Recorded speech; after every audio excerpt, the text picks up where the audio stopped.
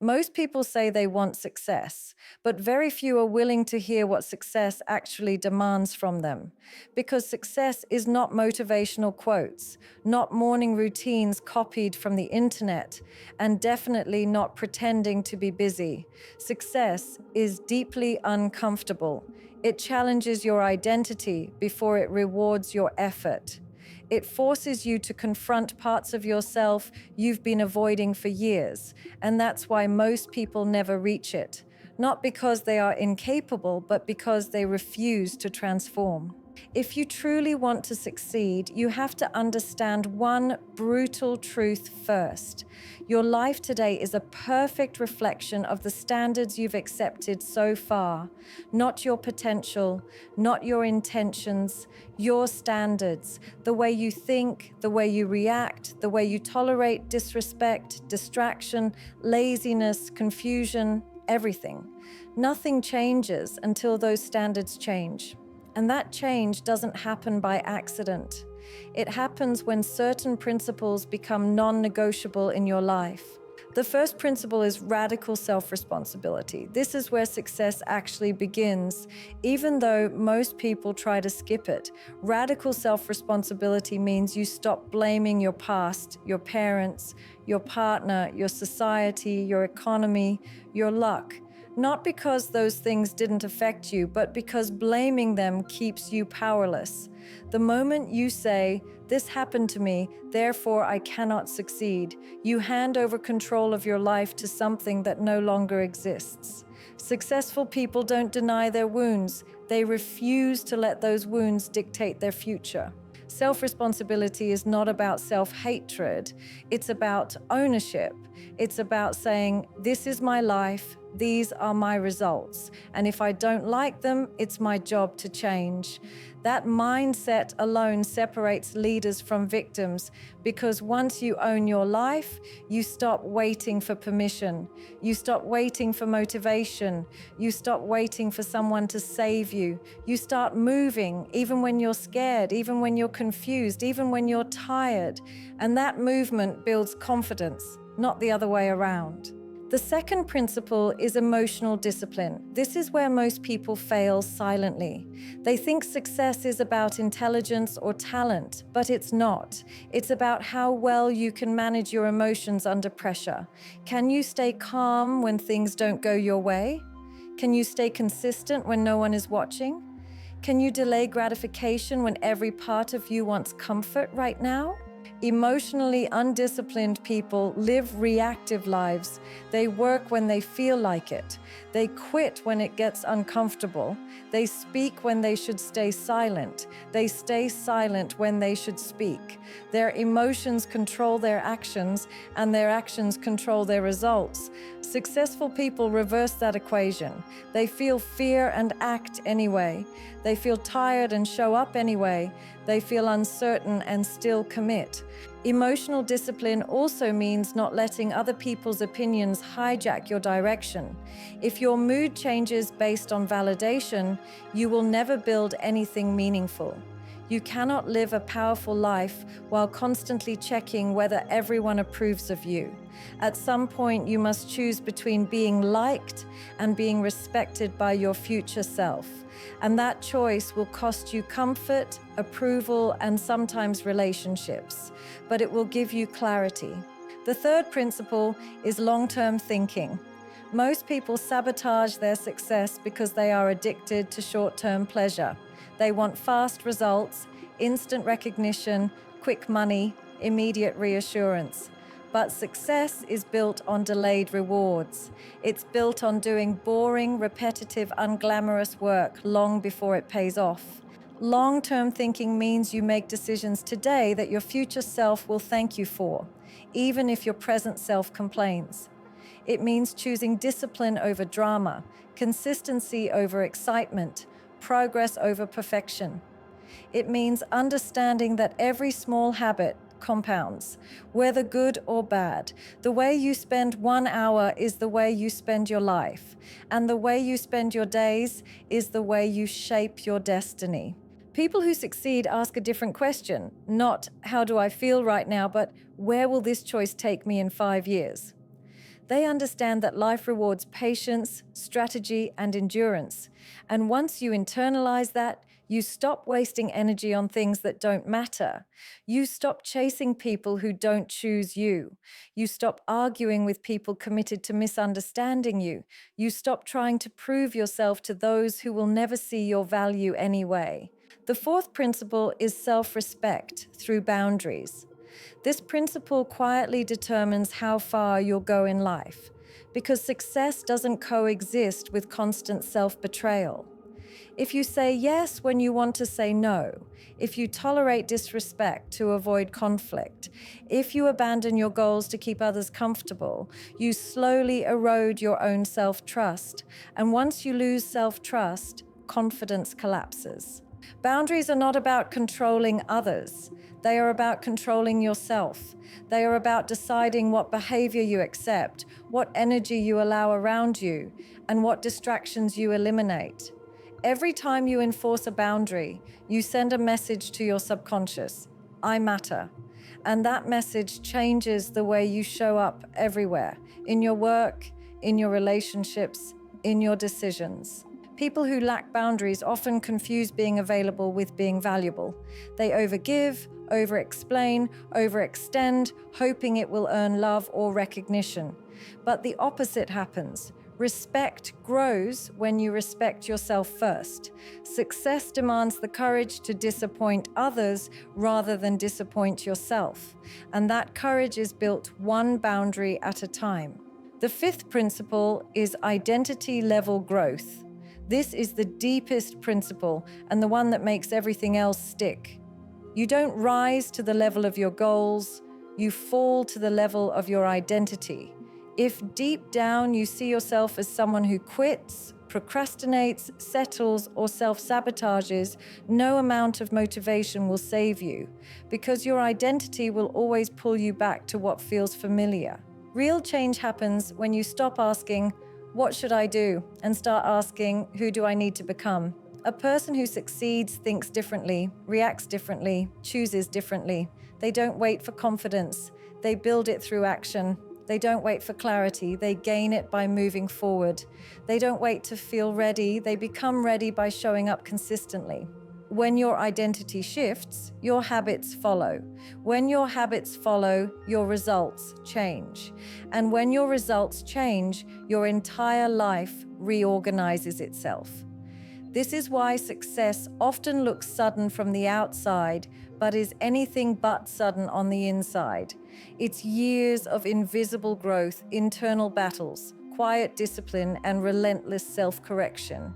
And understand this clearly. Making these principles part of your life will isolate you at times.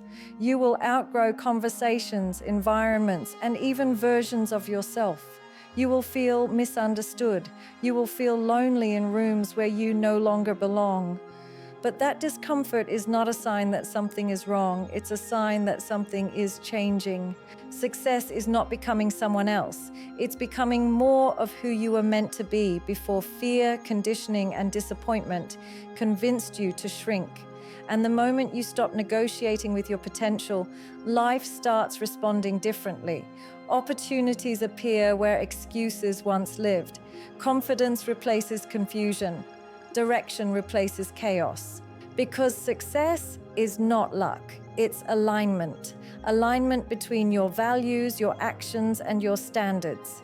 And once those 5 principles are no longer ideas you admire, but rules you live by, your life cannot remain the same, no matter how much resistance you face along the way. Once you begin living by these principles, you'll notice something unsettling but powerful. The world will start testing you, not to punish you, but to see if you truly mean what you say. Situations will arise that tempt you to abandon responsibility, to react emotionally, to choose comfort over growth, to break your boundaries, to return to an old identity.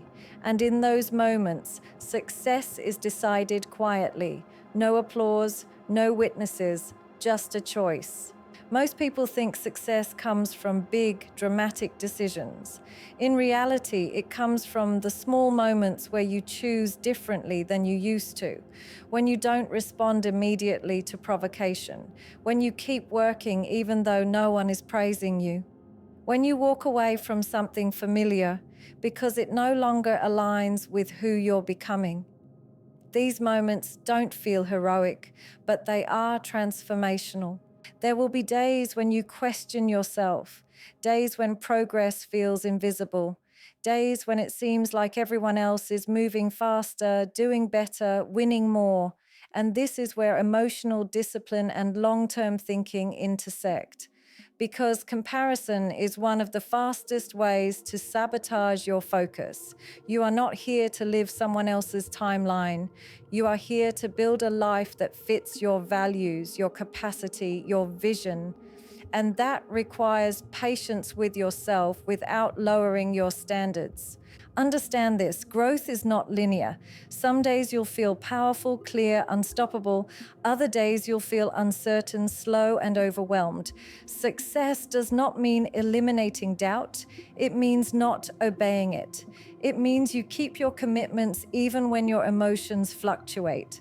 You keep your word to yourself even when it would be easier to break it. And every time you do that, your self-respect deepens. People often ask why confidence seems so rare. It's because confidence is built on evidence. Evidence that you can rely on yourself. Evidence that you don't quit when things get hard. Evidence that you don't abandon your values under pressure. If you keep breaking promises to yourself, your subconscious stops trusting you. But if you start keeping even the smallest promises, showing up, finishing what you start, choosing discipline, confidence becomes inevitable. As you change, your relationships will change too. Some people will feel inspired by your growth. Others will feel threatened by it, not because you did something wrong, but because your discipline highlights their avoidance. Your boundaries expose their entitlement. Your progress forces them to confront what they've been postponing. And rather than doing the work themselves, some will try to pull you back into old patterns. This is where self-respect becomes non-negotiable. You cannot keep shrinking to make others comfortable and expect to expand into your potential. You cannot keep explaining your choices to people who benefit from you staying the same. Growth requires a certain level of solitude, not isolation, but intentional distance from noise, drama, and unnecessary opinions. Another uncomfortable truth about success is that no one is coming to validate you along the way. There is no constant reassurance that you're on the right path.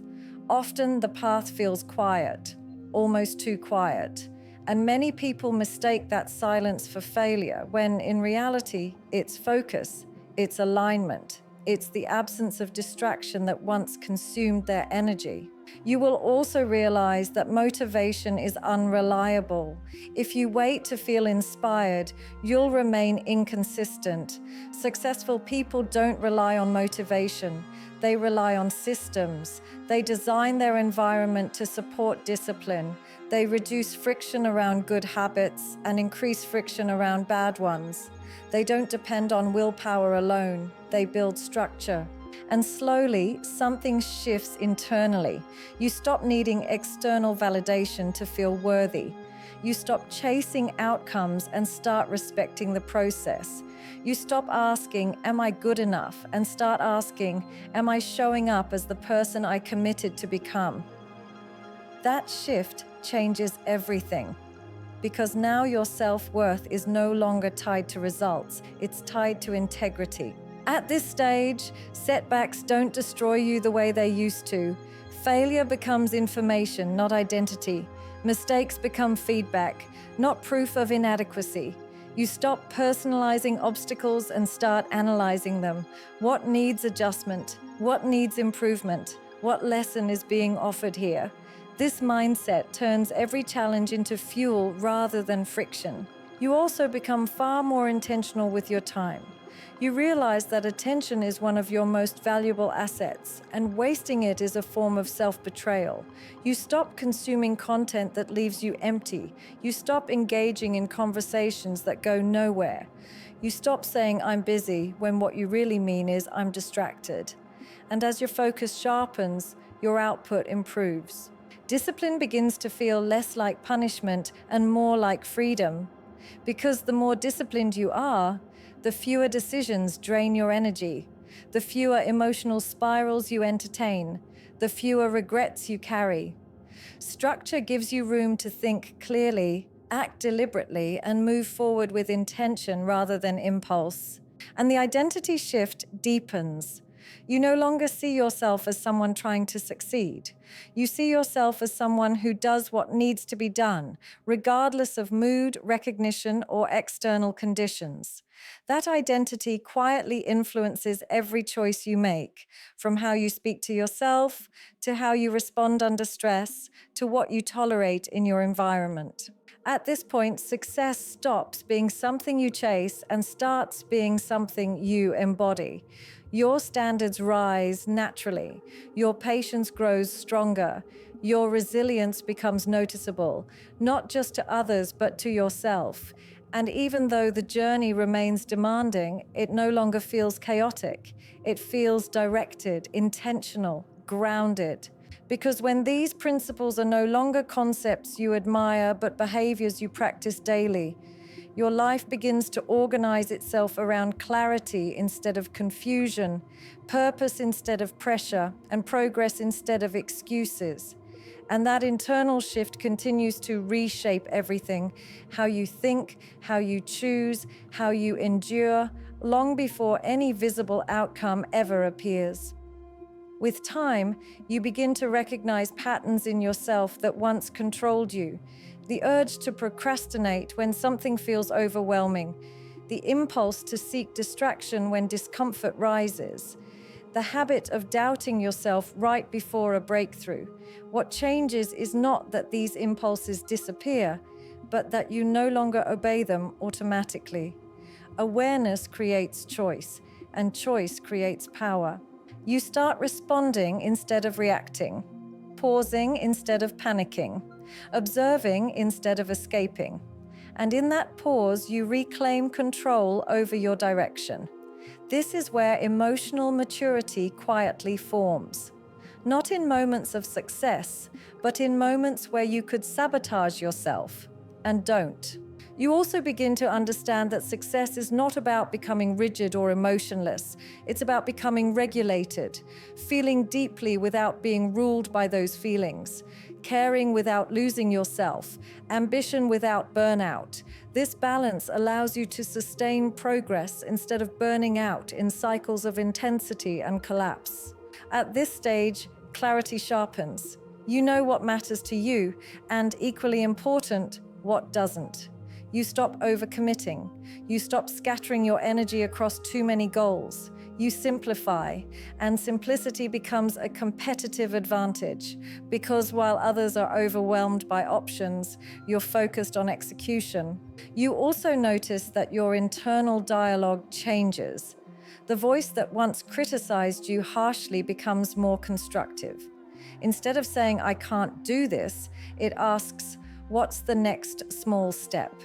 Instead of "I always fail," it says, "What can I adjust this time?" This shift doesn't make you complacent. It makes you resilient, because you stop turning setbacks into self-attacks. The environment around you begins to reflect your internal standards. You attract fewer chaotic situations, fewer draining conversations, fewer misaligned commitments. Not because you're avoiding life, but because your boundaries filter it. You choose deliberately rather than impulsively, and that deliberate living compounds into stability.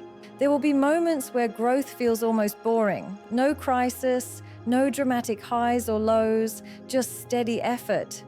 And this is where many people get uncomfortable, because chaos once felt familiar. But peace is not stagnation, it's alignment. It's what allows long-term success to actually last.